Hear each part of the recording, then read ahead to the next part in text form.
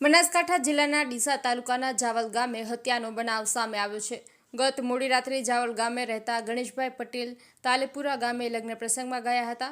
ત્યારબાદ રાત્રિના સમયે પોતાના ઘરે આવ્યા હતા, જે દરમિયાન વહેલી સવારે પોતાના ખેતરમાં ખાટલા પર મૃત હાલતમાં ગણેશભાઈ પટેલની લાશ જોતા તેમના ભાઈ દ્વારા તાત્કાલિક ડીસા તાલુકા પોલીસને જાણ કરવામાં આવી હતી। પોલીસે મૃતકની લાશને પીએમ અર્થે ડીસા સિવિલ હોસ્પિટલમાં ખસેડવામાં આવી હતી। બનાસકાંઠામાં જિલ્લામાં દિવસે ને દિવસે ગુનાહિત ઘટનાઓમાં સતત વધારો થઈ રહ્યો છે, તો કોઈ પણ નાની વાતોમાં લોકો આવેશમાં આવી જઈ મારામારી અને હત્યા જેવી ગંભીર ગુનાહિત ઘટનાઓને અંજામ આપતા હોય છે।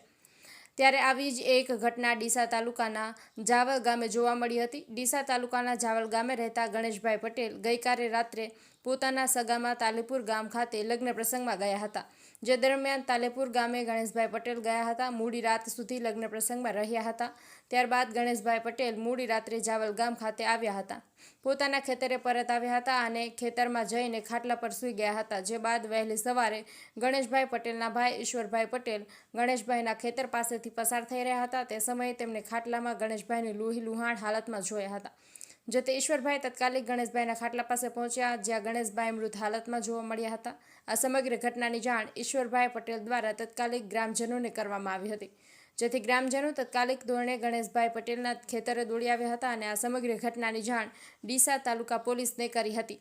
બનાવની જાણ થતાં જ ડીસા ડીવાયએસપી સહિતના પોલીસનો કાફલો જાવલ ગામે પહોંચ્યો હતો, જ્યાં પોલીસ તપાસ દરમિયાન મૃતક ગણેશભાઈના ગળામાં તીક્ષ્ણ હથિયાર વડે હુમલો કરી મોત નિપજાવ્યું હોવાની ઘટના સામે આવી છે।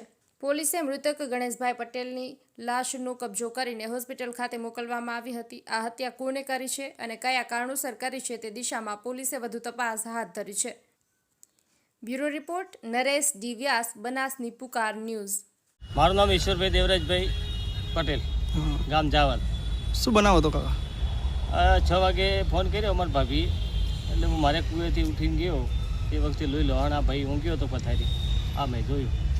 પછી મેં ગામ લોકોને ફોન કર્યા, આજુબાજુ બધા ફોન કરીને લોકો બોલાયા, રૂપા કાકાને બોલાયા, પછી પોલીસને જાણ કરી।